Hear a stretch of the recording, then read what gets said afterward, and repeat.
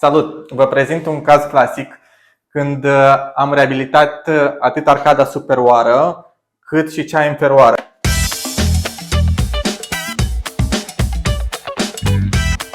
Pacientul s-a prezentat cu niște dinți care nu am reușit nici să-i salvăm și a fost imposibil să mai folosim dinții ăștia. În următoarea etapă am făcut extracțiile. Aici putem verifica cum sunt dinții. A fost practic imposibil, am avut niște infecții mai mari. În partea chirurgicală practic s-au făcut extracțiile sus și jos. Am chiuretat bine osul și am inserat 6 implanturi pe partea de sus și 4 implanturi pe partea inferioară.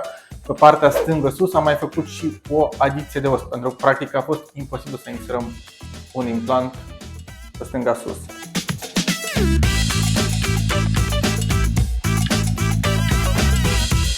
Aici avem dantura provizorie, adică în prima etapă am făcut implanturile, a doua zi pacientul a revenit și am aplicat și lucrările provizorii cu care au stat aproximativ 6 luni. La 6 luni pacientul a revenit și am făcut și lucrarea definitivă.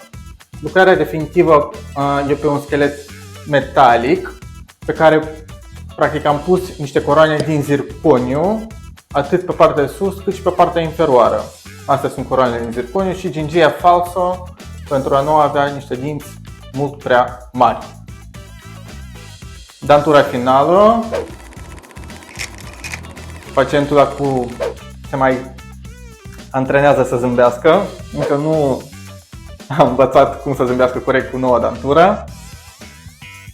Și aici avem implanturile și lucrările provizorii.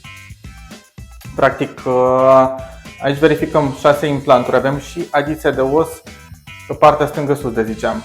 Pe partea inferioară sunt 4 implanturi și o dantură fixă.